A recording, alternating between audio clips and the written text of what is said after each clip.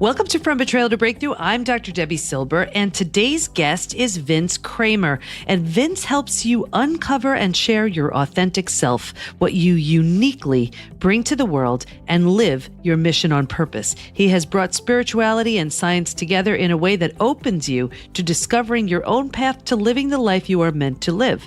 Vince is the co-founder of Imagine Miracles and the host of the Miracle You podcast. He developed the CREATE model and the Your Unique Purpose formula and uses them and his uncanny ability to coach you in producing breakthrough results in unlocking the hidden parts of you to discover, create, and live your miracle life. I'm so excited to introduce you to Vince. One thing I love about our next guest is how different his background is from what he's doing now. His changes were a result of what he gained through his betrayal story, which he'll be sharing.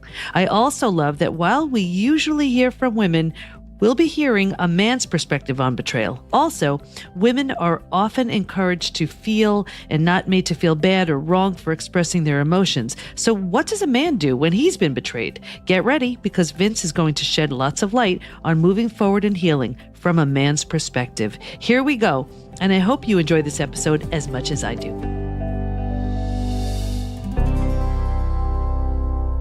I am so excited to share with you Vince Kramer today.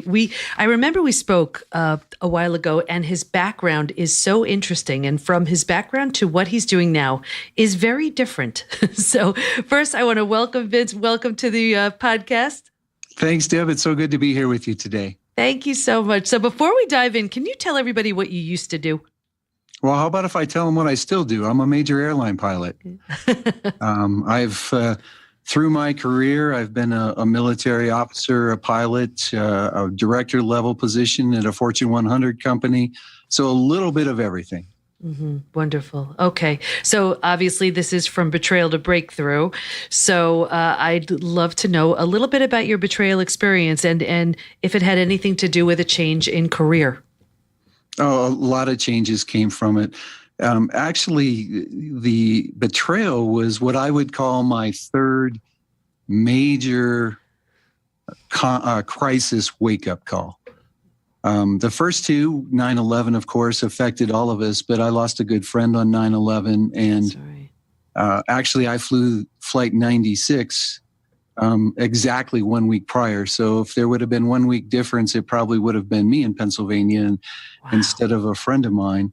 The second wake-up call was when United went into bankruptcy, and I lost my pension. I lost 60% of my pay. But through both of those, I just didn't pay attention.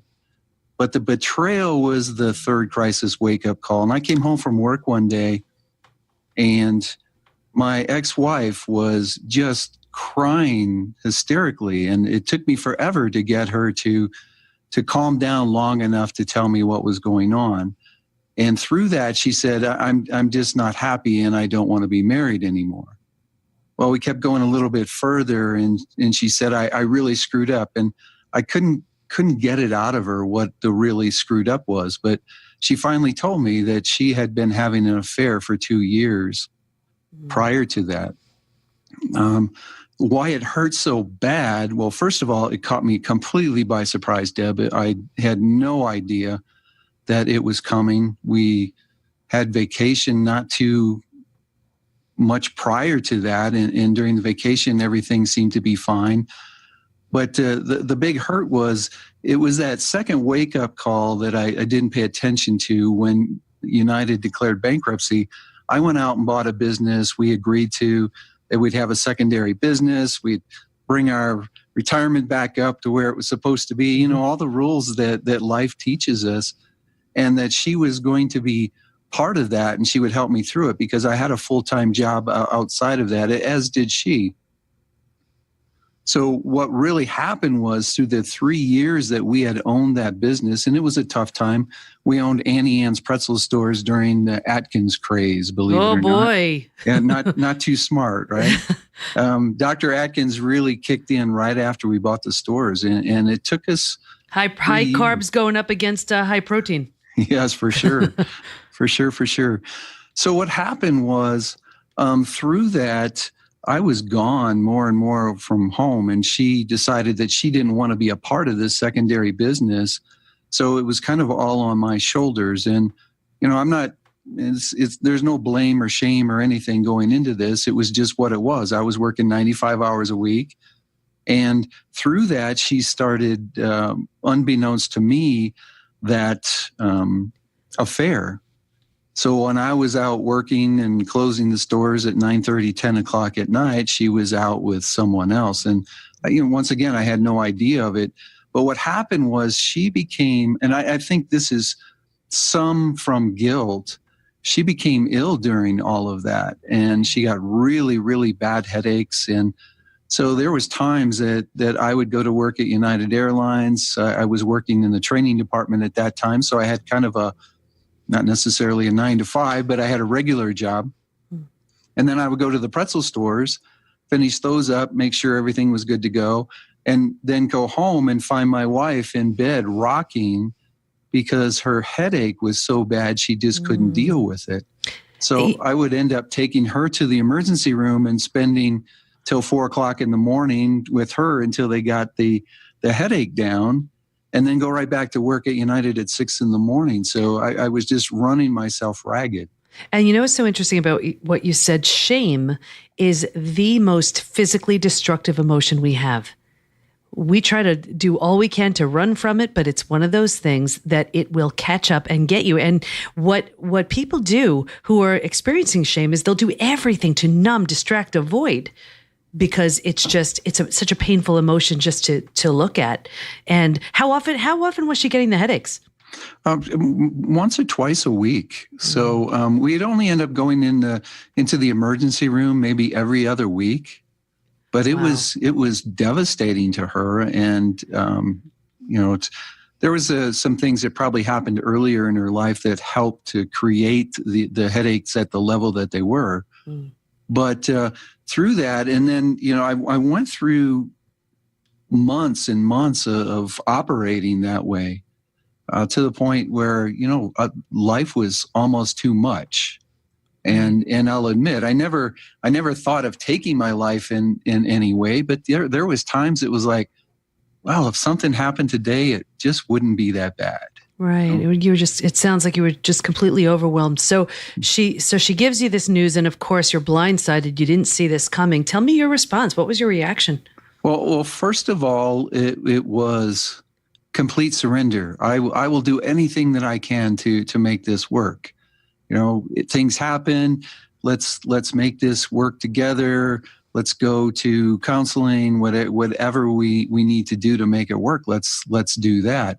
Of course, there was some anger thrown in there, and I went through all the other emotions along the way. But what we agreed to do was, kind of separate. She kind of moved down to the basement. I stayed upstairs, and just every night I wanted to talk about it. What do we need to do to fix this? How can we make it different?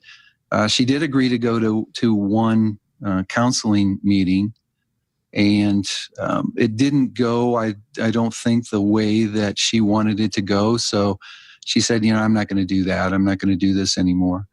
So we went with that separate arrangement for about 2.5 months. And then she said, you're trying to talk to me too much. I'm not getting away. I'm not getting to think. And it wasn't that she wanted to leave the marriage. I think she just wanted to be happy and didn't know how she could be. But I was, at that point, I was still willing to do whatever. She finally moved out. She was out of the house for about 4 or 5 months. And I can tell you, it was the 15th of February when I went with a walk with her, and she just broke out crying again. And I finally said, if you're that unhappy with me, if you're that unhappy in the marriage, and she said, it's not you, but I'm not happy being married, that I'll give you your divorce. And we started, I drug my feet a little bit longer, to be honest with you, Deb.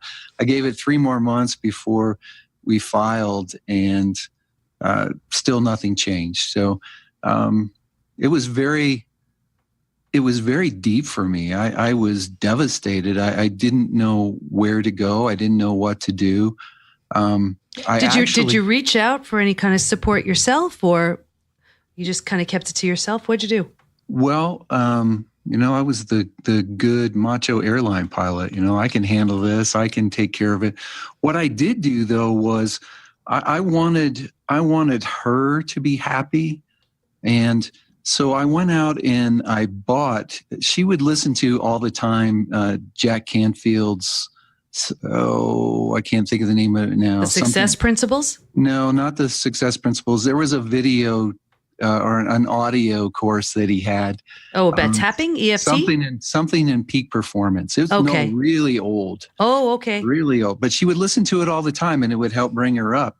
So I bought her and myself Jack's 1 week Breakthrough to Success workshop. Oh, was that in a big white case? I think I remember. No, it was actually a 7-day workshop with Jack. Okay. It was supposed to be out in Scottsdale. So I bought that for her, thinking that if we both went, it would help us get it back on track. It would bring us back together. And then February happened where she said, nope, I don't want to be married any longer. And I said, well, I'm going to this training. If you don't want to go with it, that's fine with me. I can find someone to go, or I'll sell it. But going to Jack really helped me because I knew there was something missing in my life. And Jack did a purpose exercise. It was a guided meditation. And in that, I finally realized what was missing in my life was me. What do you mean by that? I just was doing everything for everyone else. I had a great life. I was enjoying it. At that point, I thought I was happy. And so many of us think that we're happy in life, and we're really not. And that's what was going on for me. I thought I was happy. We were doing stuff together. I had a great relationship. I had great friends. Looking at my life from my eyes, it was almost perfect. And the same from the outside when people were looking at us, it looked perfect to them. But there was always an ache every once in a while. There's got to be more to life than this. I'm supposed to do this, or I'm supposed to do that. And I'll tell you, when I was about 5 years old, I used to tell people I wanted everyone to love themselves so they could love everyone else. Oh, wow. And then I learned from my father and my grandfather how to be the perfect man, how to shut the emotions off, how to go out and be successful, how to compete at all costs. And my grandmother reminded me on her deathbed when I was 17 that I would tell everyone that. And she said, I want you sometime in your life to honor that. And then died right after. So wow. So you felt really obligated. Yes. You know what's so interesting? And that's it. Is I work with so many women, and we're encouraged to share and speak our truth, and then men really aren't encouraged to do that. You're encouraged just to keep it to yourselves and man up and stiff upper lip and that kind of thing. And how did you make peace with that? Well, the interesting thing was in the guided meditation that I went through with Jack, I really needed to start looking for me in why I was here.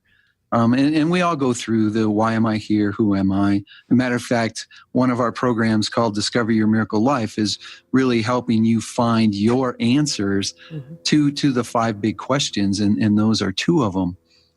But what was really interesting is my current wife right now. I had known her for 10 years before the divorce. And one of the deals with my ex before we signed the papers for divorce was to go out together to our major friends and to explain to them as a couple what was going on and what was happening, because I didn't want people to hear my side and think, Martha is a bad person, or I didn't want them to hear her side and feel that. So we agreed to go out and talk to our friends and let them know what was going on. How did your friends receive that kind of information? I mean, that had to be a little uncomfortable for them, or just unexpected. What was the response? To be honest with you, Deb, I was so numb I can't tell you what their response was. My best friend at the time was her brother-in-law, was married to her sister. So it was really difficult for them. And they did a really good job to stay neutral. Our other friends, they kind of pick sides a little bit here and there after the fact. Mm-hmm. But what came of that was one of my friends called me up the next day and said, "How are you doing?" And I said, I don't know. I'm devastated. I didn't expect this. So he actually said, a friend of ours, you met her before, Mary, is getting divorced from her husband right now at the very same time. And maybe she can help you understand exactly what's going on with Martha. So I contacted Mary and we became drinking buddies once a month, really is what happened. Just bouncing stuff off of each other and figuring out, what's going on and what might be coming through Martha's head and what might be coming through her husband's head. And it was very therapeutic for us. But more important, it was a divine destiny. Yeah. And you know what? I just want to stop you there because that's the point where we need support the most. And we're also the least likely to seek it because we're feeling judged or there's shame, embarrassment. We don't want to be pitied, whatever it is. And I just, I see that all the time. And it's great that you found that support, and we could do that, in the form of a therapist, a friend, a trusted other. And that's anybody who we feel, okay, we can trust this person enough. And of course, with betrayal, our trust has been violated. So we're uncomfortable and insecure about trusting, but you did. So that's great. So what did that lead to? And what I'd like to piggyback on that a little bit, finding someone who is willing to listen instead of telling you how to fix it.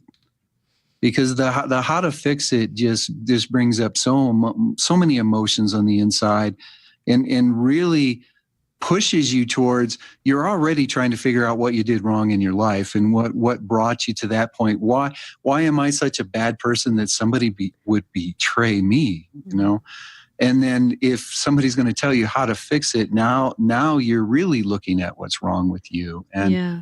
And I want to stop you right there too, because it's so, when you picture the stereotypical male, when someone just explains, well, men do this and women do this, they always say how men try to fix it and women just want to be heard. And so it's so refreshing for you to say just that listening and just not trying to fix it is helpful. And I hope everybody hears that here's a regular man just saying you don't always have to fix it. You just have to, just listen sometimes. Wonderful. Thank you. You bet. So what happened from that then, to answer your question, Mary really started challenging me with a lot of spiritual concepts. And through the challenging, I grew up Catholic, and some of the stuff that she was sharing didn't seem way out there, but it seemed too out there for me, what she was sharing. But what happened was, and once again, this is definitely my path. I started reading and started, actually almost in my own mind challenging or at least making myself feel better that what I was thinking was at least more on track than what she was thinking. But the deeper I got into the reading and the deeper I got into workshops and seminars, I learned that spirituality and science are so hand in hand. And really what that did was fire that little 5-year-old's bug in wanting people to love themselves and to love each other and to find themselves. What were some of the conferences you went to or the spiritual leaders you started reading? Do you remember? Well, I've read Deepak. I've been to Joe Dispenza seminars. I've been to Greg Braden's, Bruce Lipton. I've been to a lot of Jack's stuff. I was in his platinum program for a while. John Maxwell, I've done some of his work, which is very powerful. Debi Ford, Debi's shadow work was very, very helpful. And what it did was it started to put more and more and more into my toolbox on bringing things to the world the way that I was supposed to. And then with some divine guidance, I mean, I really learned to tap into my higher self. I really learned to tap into I'm going to call it the divine knowledge that's available to all of us. And the programs started to come together. And through that, I was able to heal more and more. Mm-hmm. You know, I learned about forgiveness, and we really got a lot of forgiveness in one of our programs. Create Your Miracle Life is based on the CREATE model. And we use 4 different ways to look at forgiveness. First of all, forgiving the person that you believed harmed you in some way, but then also forgiving yourself for that, and forgiving yourself for harming people in the exact same way that you've been harmed or believe you've been harmed. And is there, because forgiveness has so many different aspects to it, and it's just an incredible topic. Is there something specifically that you did to help forgive yourself, forgive others? Was there something that you did, or something you told yourself, or what'd you do? Well, we went through a forgiveness ritual, really, that we've developed, and it's a 4-step process. But the biggest thing is realizing that we all have the capability of acting in the way that hurt me in that moment, and to realize that I could clear a lot of that energy just by forgiving myself for the times that I may have betrayed someone, or at least they thought I did, but then also all the times that I may in the future forgive myself if that comes, because there's going to be times that somebody feels like I didn't have their back. And if I can clear that energy earlier, I'm going into a relationship in a lot more stable and a lot stronger and a lot more empowered place. So what did you learn? I mean, what was the most profound lesson out of your experience that you learned? That I was important, that I have something to bring to the world that the world needs. And it's my responsibility to realize that I co-create every situation.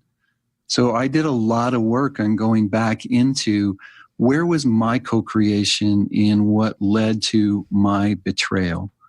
Where did I act similar? Where did I not support the relationship? And then from there, when I realized that, I could look at where her parts in the circumstances that worked their way up to that point where it was over. And I was able to forgive both of us fairly quickly through that process. And if you had to say what's a gift that you developed or that you found because of this, what would it be? You led right into what I wanted to talk to you about. There is a gift in every single thing in our lives. And the gift in, first of all, the marriage was, even though I lived in a very macho world and I did it very, very well, I lived it with a fairly open heart. And Martha protected my heart through those years until I was ready to open it up further, and I was able to protect it for myself. And I know that sounds strange, but really for me to do the work I'm doing right now, I couldn't have closed down all the way. So there was a gift in the marriage in her really being there for me to kind of protect me from what could have happened in the world that we lived in. The gift in the divorce was the ability for me to, one, wake up and realize that I was missing in my life, because I still would probably be living that okay life. But also in the fact that it opened me up to really start looking for what that little 5-year-old wanted, and what my grandmother reminded me of, that there was some reason that I wanted that at 5 years old. and I had to find it. And I wouldn't have found it in the marriage, but because she forced me out into the world of me, it allowed me to start looking at things and taking chances that I wouldn't take. One of the things that I said coming out of the marriage, I'm going to try everything. If it works for me, that's cool. If it doesn't work for me, all right, I'm not going to do it. But I'm going to try everything. And I wouldn't have done that in the past. And if I didn't do it, I wouldn't have Imagine Miracles, our business. I wouldn't have the online and live programs. I wouldn't be doing the Miracle You podcast. None of that would have happened. So that is the gift in the betrayal. You know, I always say in your biggest crisis lies your greatest gift. Absolutely. So Vince, what's something you want to leave everybody with? What do you want to make sure they know before we wrap up? Well, one of the most important things that I want to make sure people understand is you are the only one that has your answers. People out there are going to be willing to answer the questions for you, tell you what you should do, tell you in the direction you should go, tell you where your next step should be. Take that information in, and does it feel good or does it not? But you need to find your own individual answers from the inside, because that's the only way that you're going to be able to find yourself, and that's the only way that you're going to express yourself. Absolutely. And just with people like you and some of the wonderful people you mentioned, let's say Joe Dispenza as one. He has a meditation, and that was the one how Jack Canfield had that meditation for you. Joe Dispenza had a meditation which absolutely changed my life. So there are some powerful healers and leaders and spiritual and scientific coaches, counselors, therapists, healers out there, just like you. So learn about them, trust them. Vince, how can we learn more about you? I'll tell you what, you can find me on imaginemiracles.com for sure. Vince Kramer or Imagine Miracles on Facebook's the easy way to find me. Of course, the Miracle You can download my podcast off of iTunes or even Stitcher or even Google Play. And I'd like, if you don't mind, I'd like to give your audience an opportunity to spend 15 or 20 minutes with Mary or I and just find out where their next best move would come from in our Your Life, Your Way breakthrough session. Absolutely. And that's all going to be in the show notes. So this way we could just have it there so they could click it and whatever they need to do, whether it's email or a contact form, and get right to you. So that'll be wonderful. I want to thank you so much for joining us today and for sharing your wisdom and your own transformation. Thanks so much. Thanks, Debi. It was great to be with you. I want to thank Vince for being such a great guest, and he's been kind enough to give you a gift, which you could find over at imaginemiracles.com/Debi-Silber. And of course, I'll have all of Vince's information in the show notes over at pbtinstitute.com/podcast, so you can keep in touch with him. Here's my biggest takeaway. Whether you're a man or a woman, betrayal hurts. It's what you do with it and what you learn from it that matters. Vince shows us how his biggest crisis, well, one of three, revealed his greatest gift, and it's another lesson in resilience and transformation. Speaking of which, if you haven't already, head over to pbtinstitute.com to receive my gift on how your biggest crisis reveals your greatest gift. And let us support you. Go to Facebook and join our group, Women Hacking Betrayal, where we give information, tools, and support to help you move forward and heal once and for all. Can't wait to be with you next time. And here's to your breakthrough.